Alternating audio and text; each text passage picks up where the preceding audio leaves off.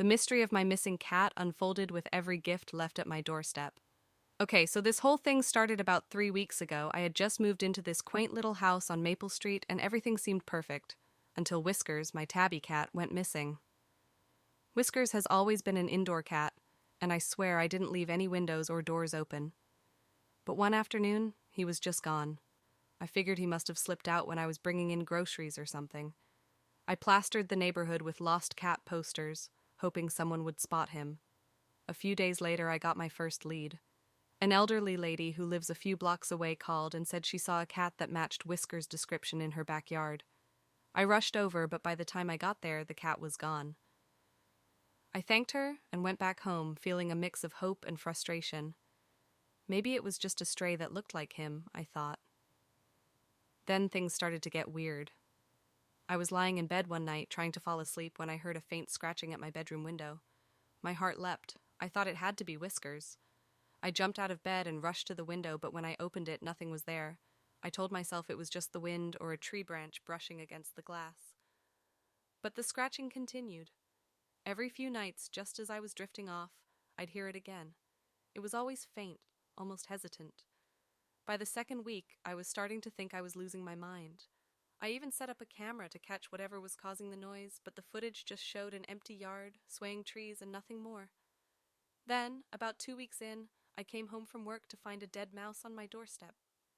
Now Whiskers has never been much of a hunter, but it felt like a sign, like he was trying to tell me something. As days went by, more little gifts appeared, feathers, bits of string, and once even a shiny button.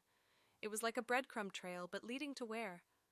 One night I decided to stay up and keep watch. I made myself a cup of coffee, wrapped myself in a blanket, and sat by the window. Around 2 a.m., I saw him, or at least I thought I did. A shadowy figure darting across the lawn. My heart pounded as I grabbed the flashlight and ran outside. The beam of light caught the tail end of something disappearing into the bushes.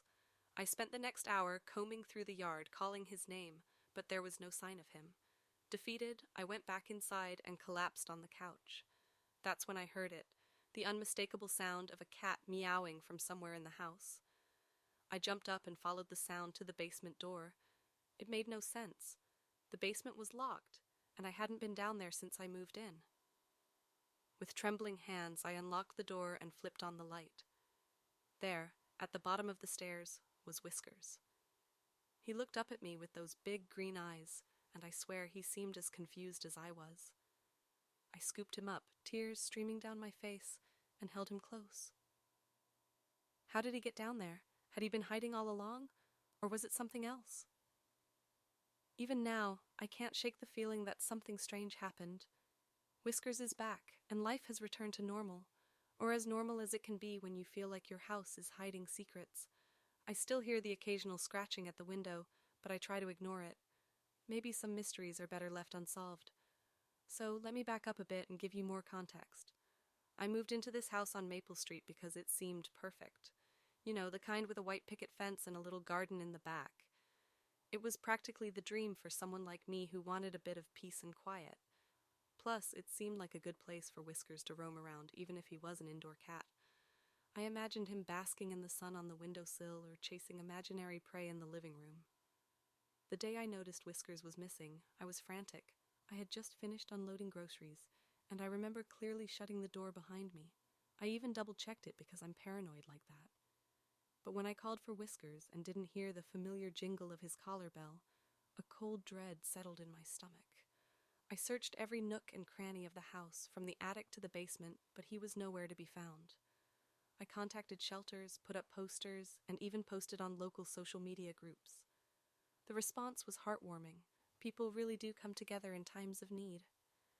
But despite multiple leads, every time I rushed to a sighting, the cat would be gone by the time I arrived. It was like chasing a ghost. Now, about that scratching at the window. The first time I heard it, I was half asleep and groggy. I remember thinking it was just the wind playing tricks on me, but the sound was so deliberate it was hard to ignore. It was a soft, persistent scratch, like someone was dragging their nails ever so lightly against the glass. I'd jump out of bed and rush to the window, only to find nothing there, every single time. I even started doubting myself. Maybe I was overreacting, you know? Stress can do funny things to your mind. I tried to rationalize it as best as I could. Branches, wind, maybe even a raccoon. But deep down, I felt like it was Whiskers trying to get my attention. The camera idea seemed like a good one at the time. I borrowed a motion-activated camera from a friend and set it up facing the window. For a week there was nothing but grainy footage of an empty yard and the occasional rustling of leaves. No shadows, no animals, nothing. It was maddening. Then the gifts started appearing. The first one was a dead mouse which I found on my doorstep one Friday evening. At first I was disgusted, but then I thought it might be a sign. Maybe Whiskers had turned into a hunter to survive and he was trying to let me know he was okay. Each subsequent gift, feathers, bits of string, a shiny button, felt like a message. But from whom or what? I decided to stay up one night, determined to catch whatever was leaving these gifts. Armed with a thermos of coffee and wrapped in a blanket, I sat by the window, peering out into the darkness. Hours passed, and just when I was about to give up, I saw it. A shadowy figure darting across the lawn. My heart skipped a beat. I grabbed the flashlight and ran outside. The beam of light caught the tail end of something disappearing into the bushes. I called out for Whiskers, my voice echoing in the still night. I searched every inch of the yard, but there was no sign of him. Defeated and exhausted, I went back inside. That's when I heard the meowing. It was faint at first, but unmistakable. I followed the sound to the basement door, my heart pounding in my chest. The door was locked, which made no sense. I hadn't been down there since I moved in. With trembling hands, I unlocked the door and flipped on the light. There, at the bottom of the stairs, was Whiskers. He looked up at me with those big green eyes, and I swear he seemed as confused as I was. I scooped him up, tears streaming down my face, and held him close. How did he get down there? Had he been hiding all along? Or was it something else? After finding Whiskers, I tried to piece together what had happened. I checked every possible entry point to the basement, but everything was sealed tight. No broken windows, no loose vents, nothing.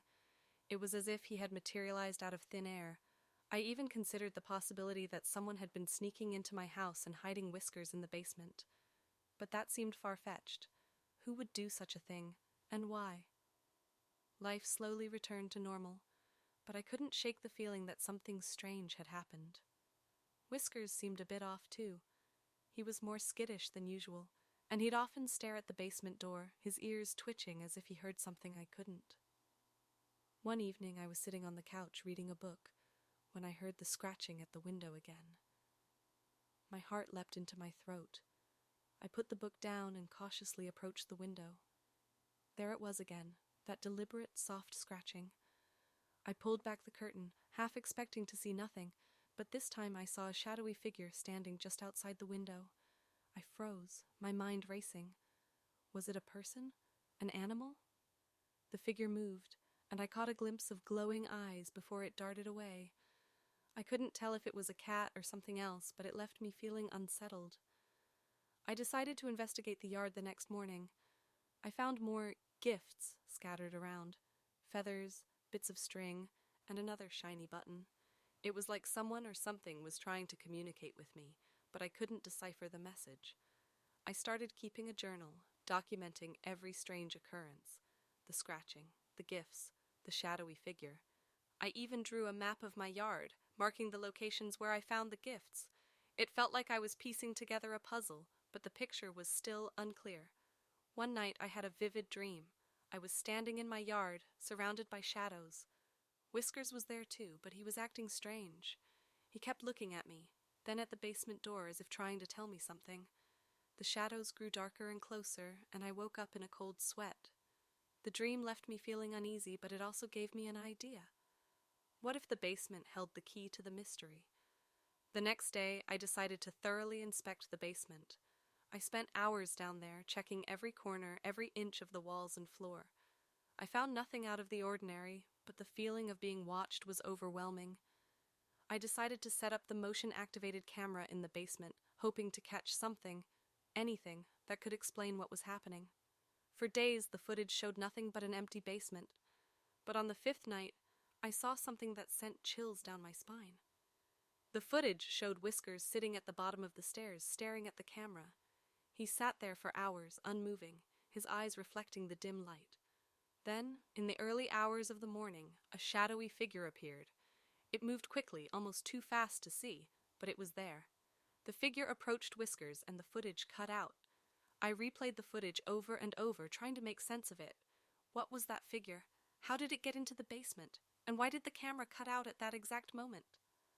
I decided to show the footage to a friend, hoping for a rational explanation. She watched it in silence, her face growing paler by the second. When it ended, she turned to me and said, "Emily, you need to get out of that house."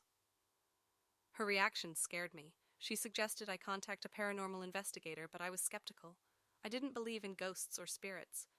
But the more I thought about it, the more I realized I needed answers. I couldn't keep living in fear and uncertainty. I found a local paranormal investigator named Sarah who agreed to come to the house and conduct an investigation. She arrived with an array of equipment: EMF detectors, thermal cameras, and audio recorders. She explained that her goal was to gather evidence of any paranormal activity and help me understand what was happening. The investigation took place over a weekend. Sarah set up her equipment in the basement and around the house. She conducted EVP, electronic voice phenomenon, sessions, asking questions and hoping to capture any responses. I watched nervously from the sidelines, hoping for answers, but also dreading what we might find. The first night yielded little results. The EMF detectors spiked a few times, but it could easily be attributed to electrical interference. The thermal cameras showed no unusual heat signatures, and the audio recorders captured only silence. But on the second night, things took a turn. Sarah was conducting an EVP session in the basement when the temperature suddenly dropped. The thermal camera showed a cold spot near the stairs, right where Whiskers had been sitting in the footage. Sarah asked, "Is there someone here with us?" And a faint, almost inaudible voice responded, "Yes." My blood ran cold. Sarah continued to ask questions, and the voice responded intermittently. It was hard to make out the words, but it seemed to be trying to communicate.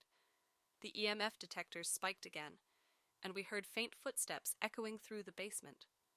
Sarah decided to review the footage from the motion-activated camera. As we watched, we saw the shadowy figure appear again.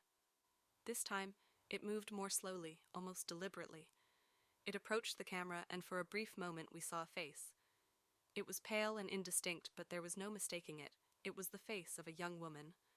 Sarah gasped and paused the footage. "Emily, I think we're dealing with a spirit," she said, "and it seems to be connected to Whiskers." The revelation left me reeling. A spirit? Connected to my cat? It sounded absurd, but the evidence was hard to ignore. Sarah explained that spirits sometimes attach themselves to animals, using them as a means of communication or protection. She believed the spirit was trying to tell me something, and Whiskers was the key.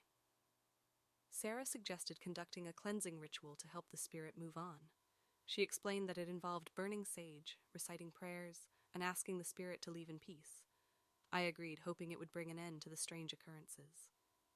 The ritual was conducted the following evening. Sarah burned sage, filling the house with its earthy scent. She recited prayers, asking the spirit to find peace and move on. Whiskers watched from a distance, his eyes wide and alert. As the ritual progressed, the atmosphere in the house changed.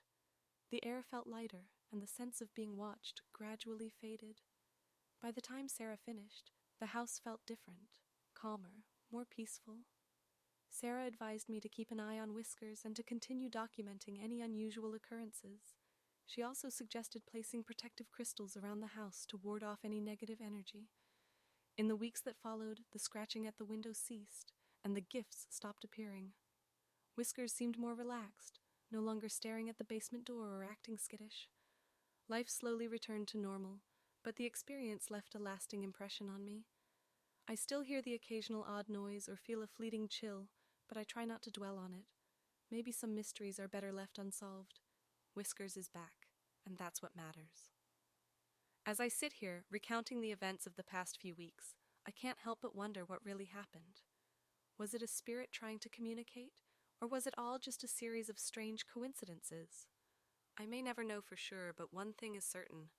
Maple Street will always hold a special place in my heart, a place where the line between the ordinary and the extraordinary blurred, if only for a while.